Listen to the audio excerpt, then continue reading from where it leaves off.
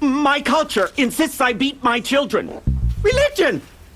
My religion commands me to dominate my wife. Tradition demands I treat my family that way. Have you read any of these books? Me? Well, no.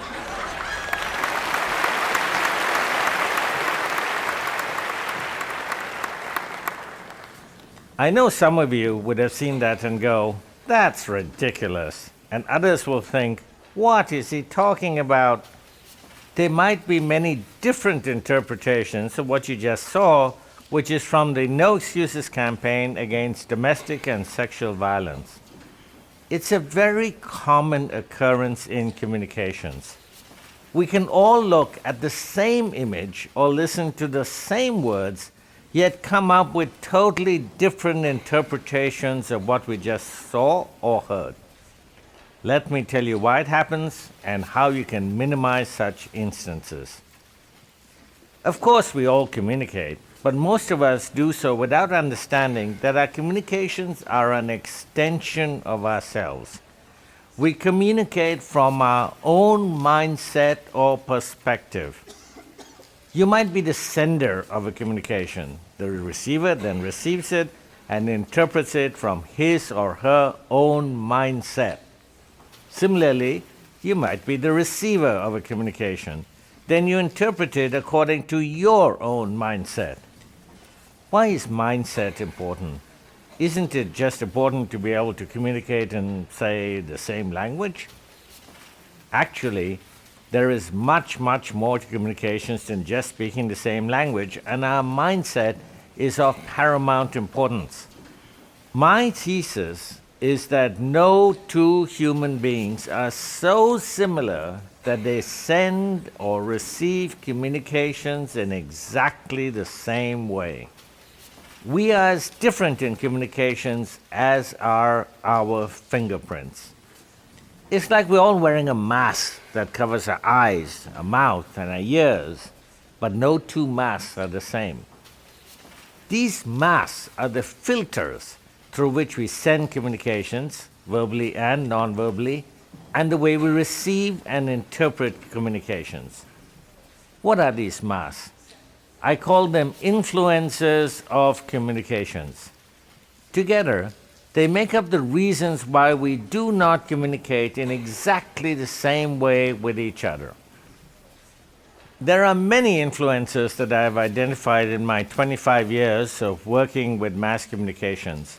I have a list of over 50 of them. Let's look at the top 25 in alphabetical order. We all have all of these. No one is immune to having these because no one is perfect. So if we all have these, how do they make us unique? It's simple. No one has exactly the same mix of influences as someone else. Our culture and history and traditions are in us. So are many intrinsic factors, our biases and stereotypes and fears and hatreds, and on it goes. Let's say I have a mild bias against women. Let's call it a 2 on a scale of 1 to 10. I might not even realize I have it, but everything a woman says to me, or I say to a woman, will be slightly affected by it. On the other hand, someone else might have an extremely strong bias against women. He might be an 8 on that scale of 1 to 10. He too will be affected in his communications with a woman, but in a much more dramatic way. In fact, his bias against women might be so strong that the influencer becomes a total barrier to effective communications. Now you add in all the other influences I outlined. Each of us has them to some extent, but the extent to which we have them might be different. So if there are over 50 influences I've identified, and each of them has different importance in our character using that 1 to 10 scale, which is probably an oversimplification, then no two human beings are the same because the possible combination runs into billions. Who we are changes the way we send, receive, and interpret communications. We are all individuals. So if we're all so different, where does that leave us? Are we 7.65 billion people on the planet all so different that we cannot communicate with each other? Can we engage in communications effectively and seamlessly across all these influences? Will language stop us, or geography, or ethnicity, or stereotypes, or hatred? Fortunately, we can overcome those differences. I'm an independent social innovator who produces media content aimed at progressive behavior change around the world. I produce 4,000 often humorous animated public service videos aimed at trying to get people to examine their own behavior and then to ponder whether there's another way of doing things that'll save or improve their lives. My work has been seen in 198 countries, has been versioned into 329 language versions, and been seen by at least 1 billion people. My work is on some of the most difficult issues confronting the world today: human rights, children's rights, domestic and sexual violence, disease prevention, refugee affairs, and violence reduction. Most of my work involves creating short animated communications. We create communications that stimulates hope through self-empowerment. We don't give people hope and optimism. Rather, we give them tools and information that nudges them to create their own hope and optimism. I create something called cognitive dissonance in people via visual and audio messages. Cognitive dissonance refers to a situation involving conflicting attitudes, beliefs, or behaviors. This produces a feeling of discomfort, leading to an alteration in one of the attitudes, beliefs, or behaviors. It's a proven way of making people question traditional or routine norms of behavior. We create a message that creates an alternative for them, a different way of thinking or of doing. So we create opportunities for people to make better choices. To create cognitive dissonance, you have to be able to reach people.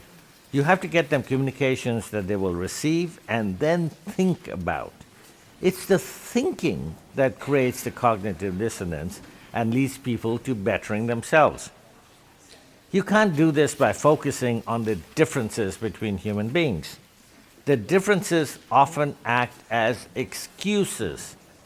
We say, "We're not like them," or "I'm different," as a means of justifying almost anything, from an individual act like smoking to a collective act like going to war. Progress has greatly suffered because of our inability to see these barriers, understand them, and above all, devise ways to get around them. Time and time again, they have been used as justifications as to why some idea or solution or benefit cannot work. In recent times, we have forgotten the commonalities we have as a species and have instead focused on the differences like culture, ethnicity, and nationalism. You see signs of this shift every day in your news. We're being pounded by messages that drive us apart. People are being judged simply because of where they come from or what their religion is. Seeing differences is easy and continually fed by confirmation bias and denialism. So should we just despair and think that we cannot communicate well over all these differences? Let me tell you my story. I got my first dose of cognitive dissonance, this mental confusion, when I was 8 years old. My mother took me to a huge room to meet an Albanian nun named Mother Teresa, an independent humanitarian, then virtually unknown outside of my native Calcutta. The rooms of the hospice were full of beds with people dying in them. All I can remember is wondering, why are these healthy, vibrant volunteers in white saris trying to help those at the complete opposite end of human existence? I was still quite young and unable to come to any conclusions. It took decades before I realized how that instance of cognitive dissonance put me on the path I am on today. I've since thought long and hard about what made Mother Teresa work in the slums of Calcutta. It was values. Values. are what bind human beings together and bridge our differences. Values are deeply held and they cannot be changed, negotiated, or altered easily. My messages have to touch what drives our conscious, our intuition, and our gut feelings. These are our values. You can appeal directly to values because they are a latent part of every person. Let me give you an example. When creating the Buzz and Bite malaria prevention campaign, I relied on my fundamental belief that we all have characteristics that make us the same at our core. There isn't a mother in the world that wants her child to get a preventable disease like malaria and die. There are many things that all humans want. Two of them are hope and optimism. People want to know that a better future is possible and that they have some control over how this future is shaped. In 2009, I was requested by the Al Jazeera Children's Channel to create a series of animated shorts in Arabic on values. This was an assignment fraught with much peril. JCC is a pan-Arab edutainment broadcaster beaming directly into 350 million households throughout the Middle East and North Africa. It has the largest viewership of any Arabic children's channel. What values did we cover for children in 27 countries, reaching directly into their living rooms? Beside me is a partial list of the 46 animated shorts. Values like gender equality, accepting others, fostering open dialogue, and accepting foreigners reach tens of millions of adults and children. So what happened when the broadcaster played the series repeatedly over 2 years? Nothing negative. The series, known as Hind and Hamza, received generally positive feedback. The broadcaster introduced universal values to children in Arabic in the Middle East without creating a whimper, let alone a storm. How did we do it? First, by creating an animated series. Animation makes each of us suspend our disbelief system. We know what we're seeing is not real. We used it in this series and in many other campaigns like the Three Amigos, an animated series featuring 3 animated condoms to stop the spread of HIV/AIDS. It was put into 45 languages and used in over 150 countries. Second, by ensuring it looked and sounded local. It was in classical Arabic, and I put a lot of Arabic writing in the background so everyone knew this was not a dub imported series. The characters, the dresses, the street signs, the cars, even the trees we created in a computer were authentic. Third, we did not preach or threaten. We didn't say explicitly, don't be racist or don't discriminate against girls. We allowed our stories to just create an impression, to plant a seed, to get the viewer thinking. The best way to turn off a person receiving your communications is to tell them how to think or act.